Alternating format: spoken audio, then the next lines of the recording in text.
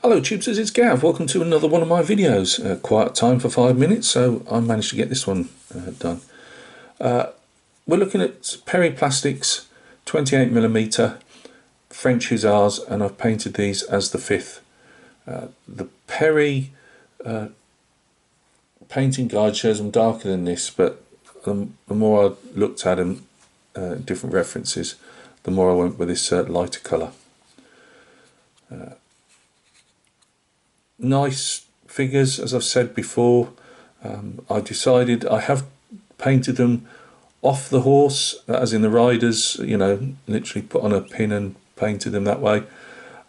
But for me, I end up messing bits up because I try and push them on. If they're not on properly, I end up with the glue, you know, destroying your paintwork or scratching the paintwork or whatever. And I just thought to myself, I don't know why I bother doing this, because I paint the smaller figures, you know. So this is the last six. This is the last six of the 18mm. So obviously seeing size difference there, ABs. But you know, obviously they're glued on and everything and filled, you know, because they tend to have gaps around them that need filling. So I just thought, well, if you're painting them at that scale, you can easily do 20. I mean, I have done 28 stuck to horses before. It's not something I haven't done. It's just that I'd gone away for it for a bit, and I just found it a bit more awkward. So yes, you sometimes get a bit of overspill, but not a lot once you get into it. One thing I have I've forgotten. First of all, I'd left on this one, I'd left the little blue bit at the bottom of the plume, and it wasn't until I put the paints away again I realised I hadn't put the number 5 on the portmanteau on the back. So I'll have to do that. So these are only the only two of, is it 12 or 14 you get in a box done. I've just been doing these, as you know, just in the background. I'd stopped the Lanchinets completely, not falling out with those whatsoever. Love painting those. It's just doing those 18mm commissions. They are the last 6, and the last couple of weeks I've been pushing to get them done, which is why I haven't been putting many videos up, because on the whole I've not got a lot to show you that's different. You know, I don't like making videos just for the sake of it. But I've got these two done, completed, I thought. So I thought, yeah, why not? Let's put these up. So I've done a bit of texture on the horse. It is, as you can see there, which is just faint lines that I use to just give a bit of horsehair texture to them. Left this guy completely with no white on him whatsoever. But what you can do is, if you get two colours like this that you want to use, is whether you're putting texture on the horses or not, if you just mix up the manes and tails and the socks, you know, on the front, and the blazes and all that on the face, you can soon mix a unit up. It makes it look a fair bit different. Obviously with the riders in this, they're all the same. I've not gone for any type of campaign look. I wanted them fairly showy, if that makes sense. The blue I've used is a Vallejo Andrea blue, but I've obviously gone darker with it and then lighter with it by adding, I think, pale sand to it. So yeah, that's those two done. As always, the Perry plastic horses are very nice. So there's those two. The only other figure I'd got built, so I started when I'd finished that last night, those two last night. I thought, oh, I'll start on this guy. I'd done a base colour. The base colour for this was red leather from Vallejo. 2 coats of that. On the primer, I just brushed these on because at the time, if you remember, the weather was so atrocious, I couldn't use any of my spraying because it ripped the windows off with the wind and stuff. So I used this is the primer I use. It's grey from Vallejo. I use black as well. Obviously, you guys know that if you use black, and here is a black one. Is this Vallejo? Yeah, well, that's AK. This one. If you use black, it's better because you can hide any bits that you miss. They look like false shadows, really. If you use this grey, it will shine out like a little searchlight Look, Gav, you've missed that point. So you know, swings and roundabouts. I prefer using lighter colours, mainly just because the colours I'm putting over that require a you know, a lighter background, I don't have to work so hard on. So yeah, as you can see from that side to this side, I'm just working through it last night before I ran out of willpower. Well, not sort of willpower, just the end of the day really. It's about 11 o'clock and I'd had enough. But putting texture on with him, he has, I wanted a lighter chestnut to this, so I mixed up, once I didn't go back to the red leather, I mixed a tiny bit of amaranth red in with this golden brown. This is AK, but again, they all, sorry, that's probably my wife telling me she's arrived at the dentist. Yeah, mix it up to however you want. Get a photo on your computer or whatever you look at, and you know, just to give you your main colour. So that's what I do. I mixed a tiny bit in with that till I was happy. Went over it a couple of times on the highlighted areas I wanted to, and of course I've forgotten, switched on as always. I just used a bit of this, which is the AK Radiance Flesh, and I used that to get the hair texture in there again. If it was a bit too, you know, if it looked too much, I then got some of the golden brown mixture by itself, because I did put some golden, sorry, yeah, so I mixed these two. Come on, get with the program, Gav. Right, these two were mixed together for the next highlight after the red leather. I then just used that, not too thick, because obviously it'll just go on as its own colour, whereas if you do it a bit watered down, the other colour will come through underneath slightly. So I used that, and then with this I did some hairlines, so it's just some very tiny, as you can see in amongst there, some very tiny brush lines, not over everywhere, just go wherever you think you'd like to see the hair really. And I then use the golden brown again, just to go over any areas that were a bit too stand out with the sunny skin tone. You could use one of the darker fleshes. I just thought this would probably give me a nice highlight in itself, which it has around the neck area and stuff. You know, you can say at 28mm you'd never see that hair. I absolutely understand what you're saying, but for me it just gives it a bit of texture. It gives it a different look to your average just tri-coloured, you know, I think try highlights or whatever you call it. As I say, I've only been doing this area last night. It's not the quickest, obviously, method in the world, and I honestly can't. I did think I said on the last video that I did with those how long it did take me to do the horses, and I can't honestly remember. Done the hooves. No, I've not done any hooves, horseshoes on them yet.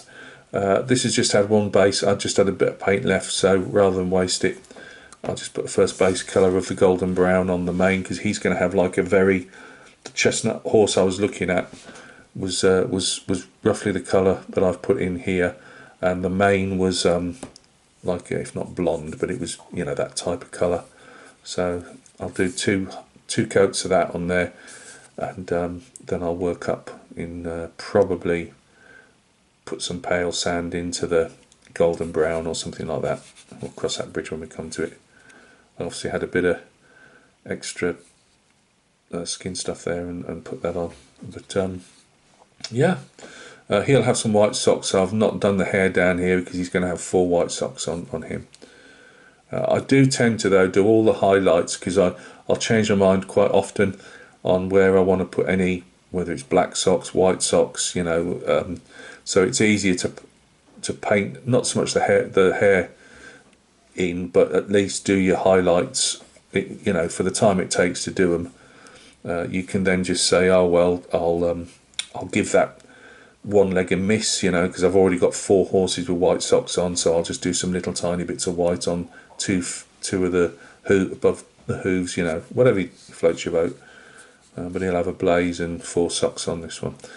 So yeah, that's the officer. Obviously you can see the shabraque, which is the like horse, the the saddle blankets, if you're not blanket but saddle cover. He's got an officer's one. So yeah, figures went together nicely. I don't believe I put any filler in. I tend not to use like the Vallejo plastic filler or anything like that, plastic putty type stuff. I tend to use, if there's any major or even small gaps, I'll often mix up some epoxy putty and then just spread it around with a I use these, I've shown them before. I use these different shapers which I need to clean up better. You see that one's in the right state, but that's because they all get used for mainly pushing around epoxy putty, just to to fill any gaps. But I don't believe these guys actually needed any. So yeah, there'll be every time I do a couple, or I'll probably do a couple with I don't know, probably do another one with the officer, and I'll show you every two I do.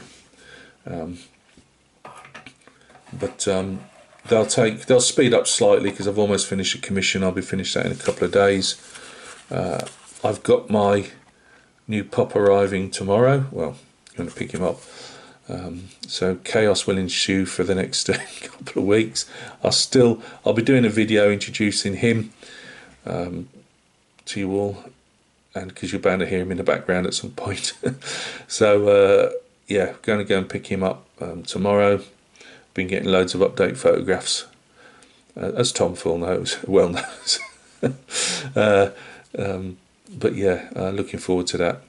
But as always with these plastics, highly recommended. I was looking at some. I've got at least one more box, but I didn't want to just go and do. I think I've got the British Hussars again that I managed to find as a fairly cheap buy. So I bought them just to put in the stash, ready to paint when as and when. But I didn't really want to go. I'll do some plastic infantry. I prefer doing the cavalry, to be honest. I enjoy doing the horses and that.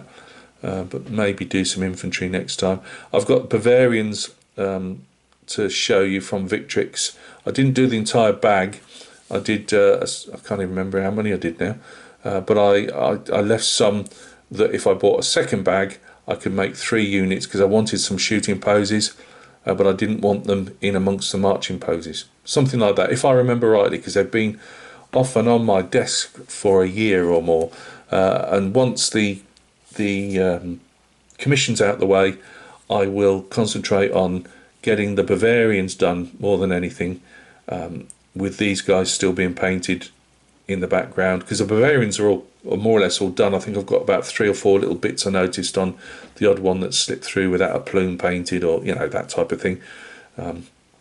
But once the Bavarians are done, ready for sale type of thing, I'll get back onto these, and these will be the full project. I've got some epic as well. I need to send off for another, just a sprue. If you remember, I didn't realise the box came with a certain amount in, and I particularly wanted rather to mix like half jackets and half tunics up, so I need to get one more and paint those when I can get the energy to do it. But I've been enjoying doing the 28s for a bit. I've got some Vietnam 28mm MVA that have been painted for ages, but I ran out of bases. I thought I'd got the right size bases, and with me being me, misordered them, and they're the wrong thickness. So I've got to reorder some from War Bases, and I've held back because I also thought, well, if I'm going there, I might as well get some of those 2mm Ancients I like. But I'm low on funds at the moment, so there's no real need to do those yet. Got to do a bit of selling first. But yeah, I like these. And I'd say to anybody, don't be afraid. Hussars, obviously Perry specifically do these, that you can do them in, they give you the overalls, as they used to call them, which more or less the grey trousers you see with the buttons up and stuff like that. You don't have to do the full plumes or anything. They give you plenty of options with them, that they can be on shako covers and things. So don't be put off if you don't want to do too much work on them. Yeah, I really enjoy doing them. I prefer, to be honest with you, I actually prefer the heavy cavalry. Is more my thing. I'll get round to doing some more. I'll probably do another unit of their cuirassiers or something like that. You know, definitely probably sometime in the springtime. But I might well do an infantry unit next. I'm not sure. I've even thought of doing some of the like Victrix Norman Knights, because the one thing I noticed, I was looking on eBay yesterday, and I don't need anything particularly. we never do we? But we still go mooch on eBay.